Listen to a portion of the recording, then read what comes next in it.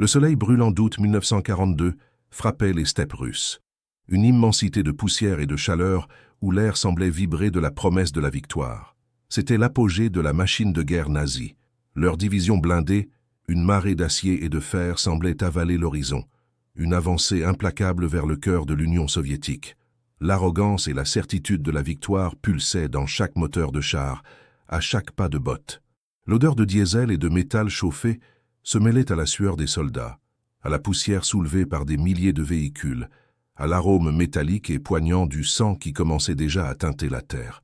Les généraux allemands, confiants, traçaient des lignes sur la carte avec la même facilité que leurs troupes balayaient la résistance ennemie.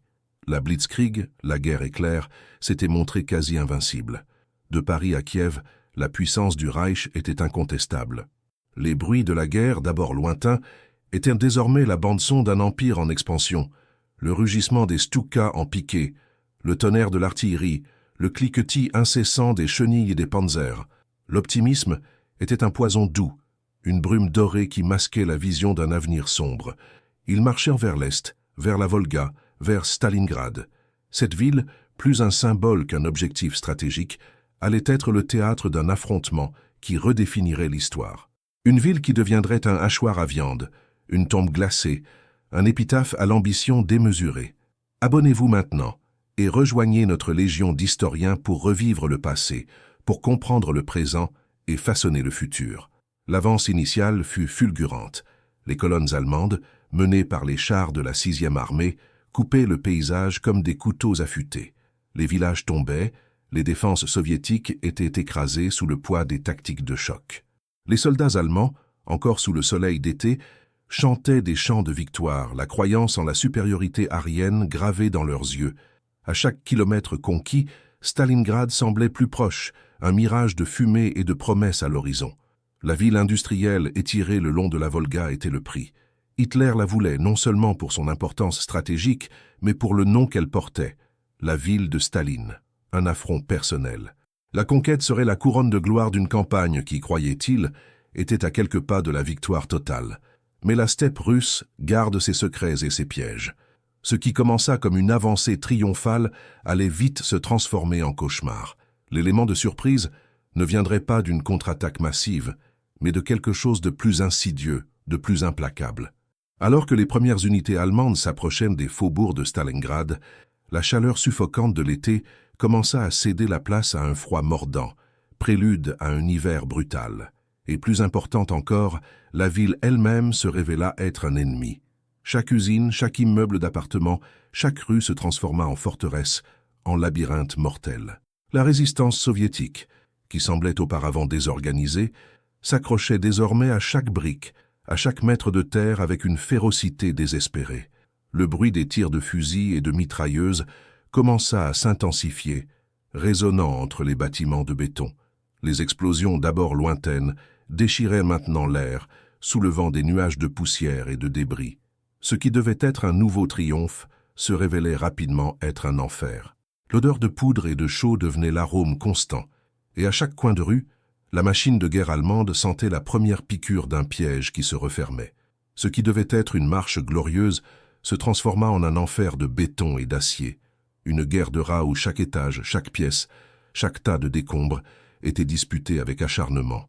La Blitzkrieg, qui avait balayé l'Europe, s'arrêta net dans les rues labyrinthiques de Stalingrad. Les chars allemands, autrefois les seigneurs de la guerre, devinrent des cibles faciles, des proies immobilisées entre des bâtiments en ruine, vulnérables aux grenades et aux cocktails Molotov lancés par des défenseurs qui émergeaient des ombres. Le rugissement des moteurs cédait la place au claquement incessant des fusils, au bruit sec des mitrailleuses et au sifflement aigu des mortiers. L'odeur de poudre, de ciment pulvérisé et de sang frais imprégnait l'air glacial. Stalingrad, la ville industrielle, respirait désormais l'odeur de la mort. La confiance allemande s'effritait sous le poids de chaque brique effondrée. Les soldats, qui marchaient auparavant au son des chants de victoire, rampaient maintenant entre les décombres, les yeux fixés sur la prochaine fenêtre, la prochaine ombre, où un tireur d'élite soviétique pouvait être à l'affût. Il n'y avait plus de front de bataille, seulement un enchevêtrement chaotique de combats au corps à corps, d'embuscades brutales et de duels de snipers qui décidaient des vies en un clin d'œil. Chaque centimètre était une conquête sanglante, payée à un coût incalculable. Du côté soviétique, l'ordre était clair. Pas un pas en arrière. Les 62e et 64e armées, sous le commandement du général Tchouikov, transformèrent la ville en une forteresse imprenable. Les défenseurs, civils et militaires, se battaient avec une férocité désespérée, alimentée non seulement par le patriotisme, mais par la terreur de ce que signifierait une défaite. Des femmes et des enfants, qui n'avaient pu être évacués, vivaient dans des caves humides et sombres, entendant le cœur incessant de la bataille au-dessus de leur tête. Le bruit des tirs était leur nouveau rythme, l'odeur de fumée et de chair brûlée, leur nouveau parfum. L'hiver arriva, implacable. Les températures chutèrent verticalement, transformant la boue en glace, l'eau en stalactites aiguisées. La Volga gela, mais pas avant d'avoir rendu difficile la traversée des ravitaillements et des renforts pour les défenseurs soviétiques. Pour les Allemands, le froid était un ennemi aussi mortel que les soldats soviétiques. Leurs uniformes d'été étaient inadéquats, leur équipement tombait en panne sous la glace, les armes s'enrayaient, les véhicules ne démarraient plus. La faim commença à se faire sentir, et le moral, autrefois inébranlable, commença à se fissurer. La fierté de la Wehrmacht se transformait en désespoir glacé. Les usines, comme Barricadi et Octobre Rouge, devinrent les épicentres d'un combat industriel. Chaque machine, chaque tas de ferraille, chaque mur criblé de balles était un point stratégique.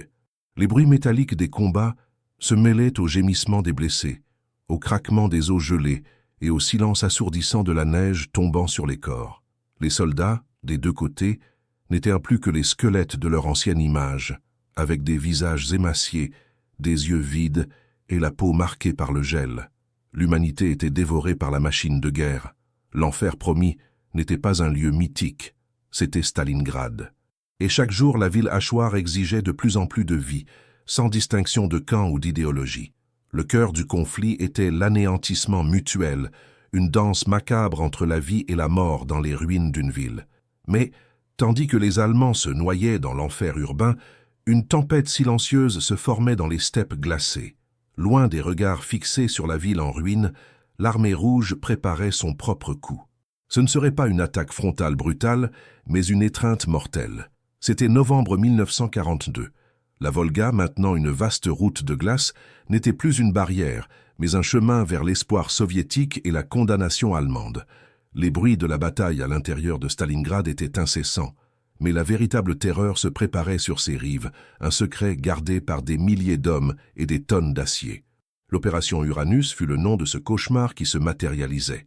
Le 19 novembre, sous un ciel gris et un froid mordant, les flancs allemands, gardés par des armées roumaines et italiennes épuisées et mal équipées, furent frappés par une avalanche. Le rugissement de milliers de canons soviétiques déchira le silence gelé de la steppe. Les T-34, chars robustes et adaptés à l'hiver, avancèrent par vagues, écrasant les défenses fragiles. L'odeur de poudre et de diesel se mêlait au vent glacé, portant avec lui l'effroi de ceux qui voyèrent la fin approcher. Du nord et du sud, les deux pinces soviétiques avançaient à une vitesse terrifiante, une marée rouge qui engloutissait tout sur son passage.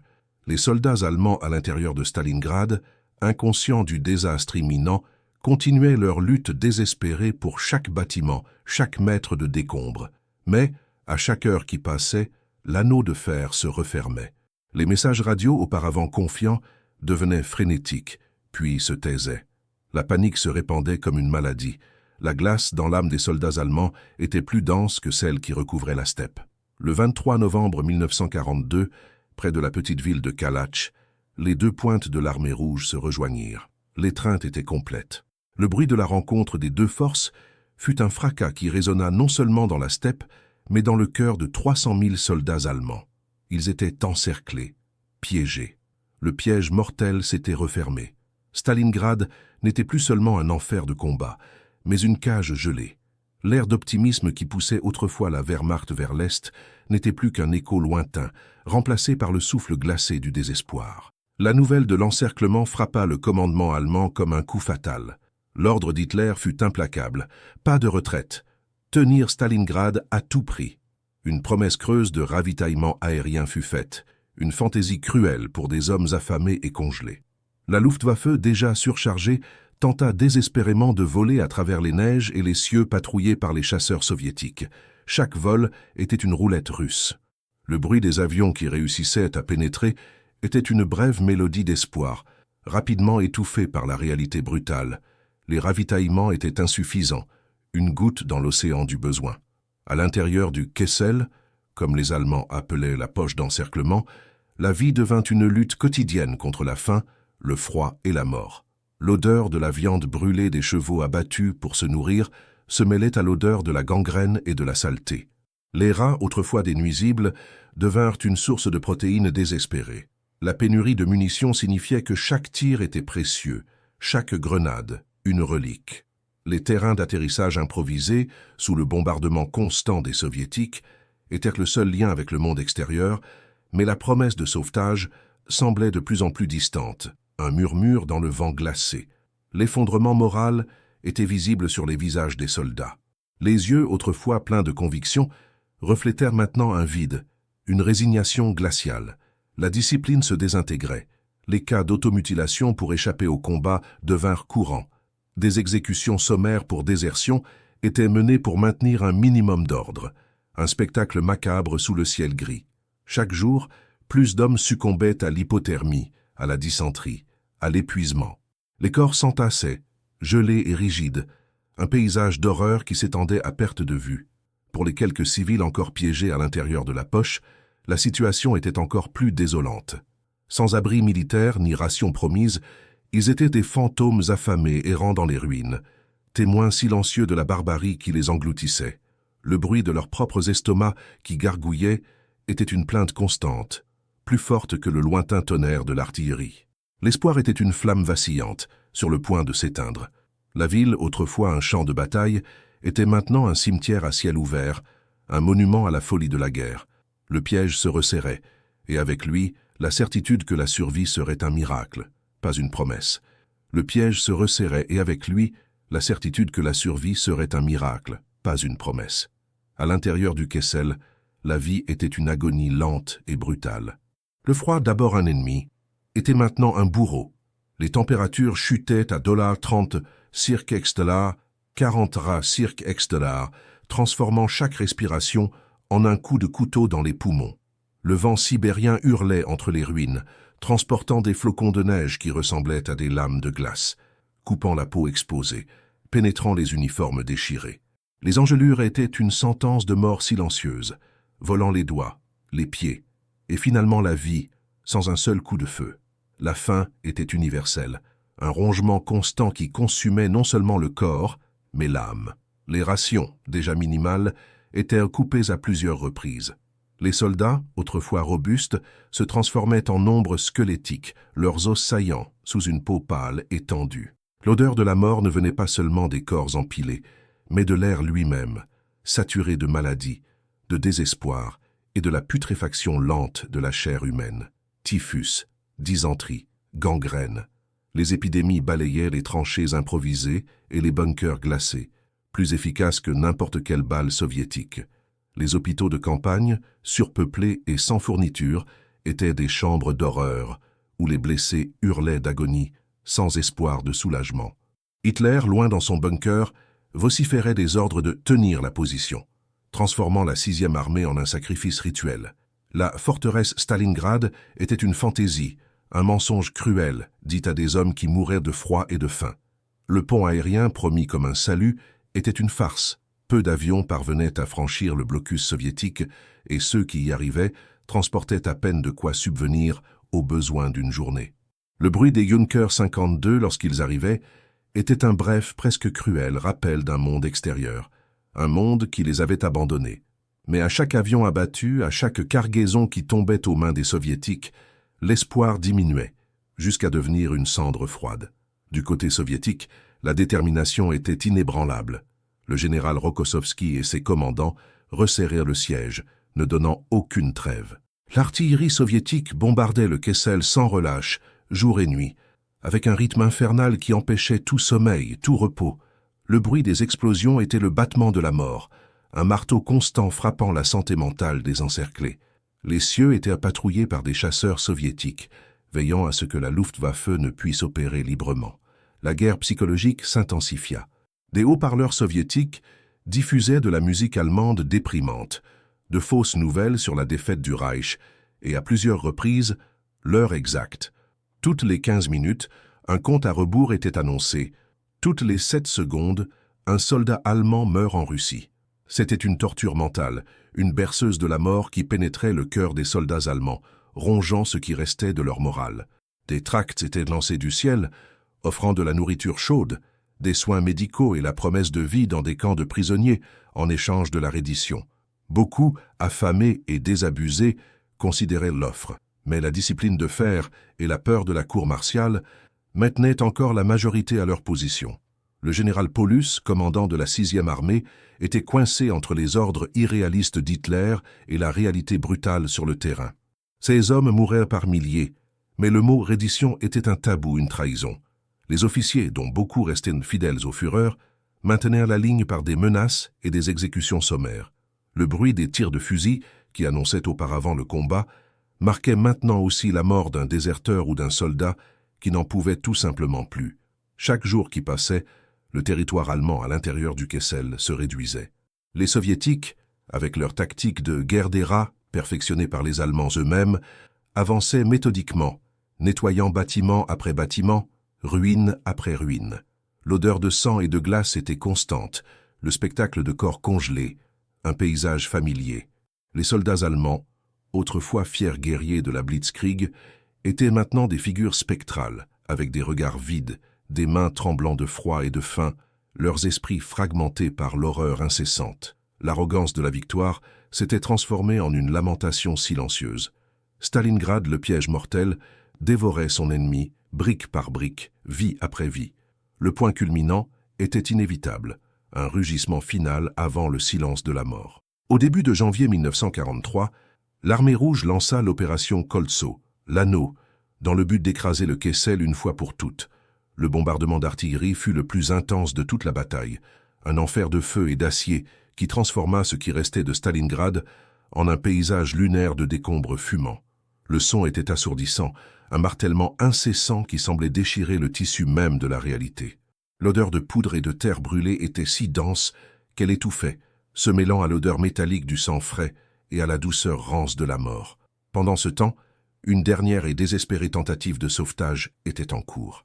Loin de la ville, le maréchal von Manstein tentait l'opération Tempête d'hiver, une contre-attaque pour briser l'encerclement. Ses chars, avançant à travers la neige profonde, arrivèrent à seulement 50 km du Kessel. Les soldats encerclés entendirent les bruits lointains de la bataille, une promesse ténue de salut qui se dissipa bientôt en fumée. Les forces de Manstein furent stoppées, l'effort final écrasé par la résistance tenace des Soviétiques et l'impossibilité de traverser le terrain gelé. L'espoir mourut à ce moment-là, congelé dans la neige, un cri silencieux que personne n'entendrait. À l'intérieur du Kessel, la réalité était celle d'une apocalypse personnelle pour chaque soldat. Le général Paulus, désormais promu maréchal de campagne par Hitler, dans une tentative finale d'empêcher la reddition, aucun maréchal de campagne allemand ne s'était jamais rendu, faisait face à la décision la plus terrible de sa vie. Ces hommes mouraient de froid et de faim, sans munitions, sans espoir. Les blessés, entassés dans des caves insalubres, attendèrent la mort ou la capture. Le bruit des gémissements et l'odeur de la gangrène étaient la bande-son de son commandement. À chaque radio qui transmettait l'ordre d'Hitler de se battre jusqu'au dernier homme, à chaque rapport de perte qui arrivait sur son bureau, le poids de la décision devenait insupportable. Le 24 janvier, les Soviétiques présentèrent un ultimatum pour la reddition. Paulus hésita, paralysé entre le serment de loyauté et la réalité de ses hommes. Le refus d'Hitler d'autoriser la retraite ou la reddition condamna la 6e armée. La ville fut divisée en 2 poches, celle du nord et celle du sud, chacune sous une attaque implacable. Les derniers foyers de résistance étaient comme des îles de désespoir dans un océan de feu et de glace. Les bruits de la bataille, auparavant omniprésents, commencèrent à se fragmenter, devenant plus sporadiques, plus proches, plus personnels. Le 30 janvier 1943, jour du 10e anniversaire de l'ascension d'Hitler au pouvoir, les derniers foyers de résistance dans le sud de la ville, y compris le quartier général de Paulus, dans le sous-sol du grand magasin Gumm, furent encerclés. L'odeur de la défaite était palpable, amère comme le froid. Le lendemain, 31 janvier, le maréchal de campagne Paulus, épuisé, malade et sans option, se rendit finalement. Ce fut une reddition sans condition, un acte de désespoir pour sauver les quelques milliers d'hommes qui restaient encore. Le silence qui suivit sa reddition fut aussi lourd que le bombardement précédent, un silence d'épuisement et de défaite. La poche nord résista pendant encore 2 jours, alimentée par une loyauté aveugle et un désespoir qui frôlait la folie. Mais le 2 février 1943, les dernières armes se turent. La 6e armée allemande, autrefois la fierté de la Wehrmacht, était complètement anéantie. Le coût humain était inimaginable. Plus de 150 000 soldats allemands étaient morts à l'intérieur du Kessel. Sur les 91 000 qui furent faits prisonniers, la plupart étaient au bord de la mort, congelés, affamés, malades. Leurs uniformes déchirés couvraient à peine des corps squelettiques. Leurs yeux, autrefois pleins d'arrogance, étaient maintenant des puits de vide et de traumatisme. Le bruit de la reddition ne fut pas celui des trompettes, mais d'un gémissement collectif, un soupir final de soulagement et de désespoir. La bataille de Stalingrad avait atteint son apogée brutal, et la machine de guerre nazie avait été écrasée selon ses propres termes, transformée en poussière et en glace. Le silence qui s'abattit sur Stalingrad le 2 février 1943 n'était pas celui de la paix, mais de l'épuisement, un souffle lourd après la plus brutale des épreuves. Pour les 91 000 prisonniers allemands, la reddition ne signifia pas la fin du tourment, mais le début d'un autre enfer. Leurs corps squelettiques, leurs yeux creux et leurs esprits brisés furent contraints à une marche de la mort sous la surveillance implacable des gardes soviétiques et la fureur glaçante de la steppe. Le froid continuait d'être un bourreau, et la faim, une compagnie constante. Beaucoup succombèrent dans les premiers jours et semaines de la capture, leurs corps empilés dans la neige, un épitaphe silencieux à l'arrogance de leur chef. Ceux qui survécurent à la marche furent envoyés dans les goulags, les camps de prisonniers soviétiques, où la vie était une lutte quotidienne contre le travail forcé, les maladies et la malnutrition chronique. Loin de leur foyer, de leur famille, ils vécurent des années de privation et de désespoir. L'odeur de la mort qui imprégnait Stalingrad les accompagna jusqu'aux confins de la Sibérie. Sur les 91 000 capturés, seulement environ 6 000, un nombre choquant, reviendraient en Allemagne des années plus tard, des fantômes d'hommes, leurs vies irrémédiablement marquées par les cicatrices de Stalingrad et le traumatisme de la captivité.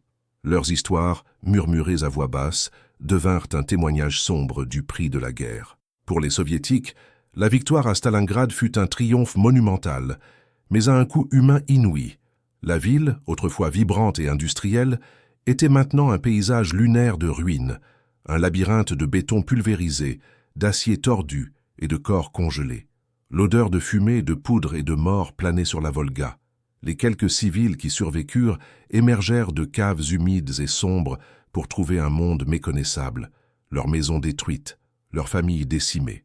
Les femmes, qui avaient lutté côte à côte avec les hommes, portaient non seulement la douleur de la perte, mais la détermination de reconstruire. La résilience humaine brillait au milieu de la désolation. Les soldats soviétiques, épuisés mais victorieux, portèrent le poids d'une victoire sanglante. Leurs yeux, qui avaient vu l'horreur dans sa forme la plus pure, ne seraient plus jamais les mêmes. La joie de la victoire était tempérée par le deuil de millions de camarades tombés. Stalingrad pour eux n'était pas seulement une bataille, mais un symbole de sacrifice inégalé, un monument à la résistance du peuple soviétique. La leçon était claire, la patrie serait défendue à tout prix, même si cela signifiait l'anéantissement total. Stalingrad marqua le tournant de la Seconde Guerre mondiale. La machine de guerre nazie, qui semblait invincible, fut brisée. Le mythe de la supériorité allemande s'effondra sous la glace et la férocité de la résistance soviétique. L'arrogance militaire d'Hitler, son refus d'autoriser la retraite ou la reddition, transforma une ville en ruine, en la tombe d'une armée entière et au point d'inflexion d'un conflit mondial. L'initiative stratégique passa aux mains des Alliés, et le chemin vers Berlin, bien que long et sanglant, était désormais ouvert. L'impact psychologique de la bataille a réverbéré pendant des décennies.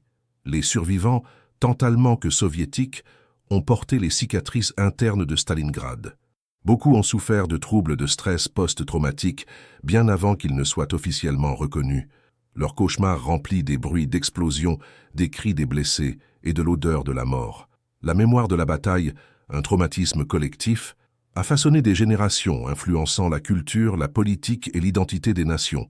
Le legs de Stalingrad, qui sera plus tard renommé Volgograd, est imposant et inoubliable. Le complexe commémoratif de Mamaïev-Kourgan, dominé par la statue colossale « La mère patrie appelle », se dresse comme un témoignage éternel du sacrifice et de la victoire. Des musées dédiés à la bataille conservent des artefacts et des histoires, garantissant que les leçons apprises ne soient pas oubliées. Des livres, des films et des documentaires continuent d'explorer la profondeur de la souffrance humaine et l'étendue du courage affiché dans cet enfer gelé. Stalingrad est plus qu'un événement historique. C'est un avertissement, un rappel constant des dangers de l'ambition démesurée et de la capacité destructrice de la guerre.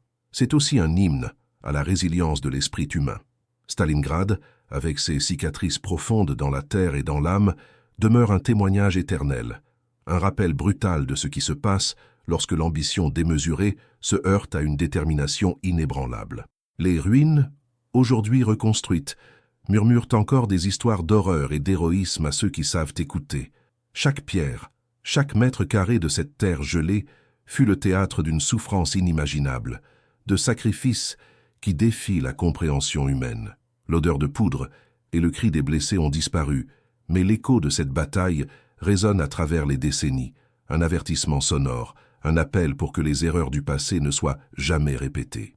Le paysage de Stalingrad, autrefois un champ d'extermination et de désolation, s'est transformé en un phare de la mémoire pour l'humanité. La mère patrie, colossale et imposante, lève son épée au-dessus du Mamaïev-Kourgan, non pour glorifier la guerre, mais pour rappeler le prix de la paix et l'ampleur de la perte. Elle représente la force d'un peuple qui a refusé de céder, le courage des civils, qui ont affronté la mort quotidienne dans les tranchées de leur propre maison, et la ténacité des soldats qui ont lutté pour chaque mètre, pour chaque rue, pour chaque morceau d'un foyer détruit. La leçon de Stalingrad ne concerne pas seulement la victoire militaire, mais la résilience humaine face à l'abîme, la capacité de se relever des cendres, même lorsque tout semble irrémédiablement perdu. Elle concerne la fragilité de la paix et la vigilance éternelle nécessaire pour la maintenir. Les voix des survivants, les souvenirs de ceux qui ont péri dans cet enfer de glace et de feu, continuent de nous hanter, de nous inspirer, de nous alerter. Elles nous forcent à regarder dans le miroir de l'histoire et à nous interroger. De quoi sommes-nous capables, à la fois pour détruire et pour résister?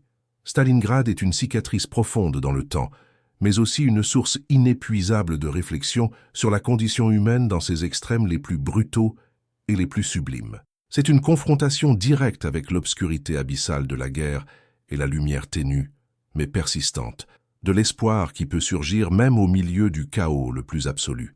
Stalingrad est plus qu'une bataille, c'est un symbole, symbole de la brutalité de la guerre, du courage indomptable et de la résilience extraordinaire. Chaque ruine est un cri contre la guerre, chaque flocon de neige un rappel éternel du sang versé et du choix entre la vie et la mort. Son histoire résonne à travers le temps, nous alertant sur les dangers de l'extrémisme et la capacité de sacrifice pour ce en quoi l'on croit. Aimez, partagez et abonnez-vous pour plus d'histoires épiques de l'histoire. Quelle bataille voulez-vous voir ensuite? Laissez votre commentaire et rejoignez notre voyage dans le passé.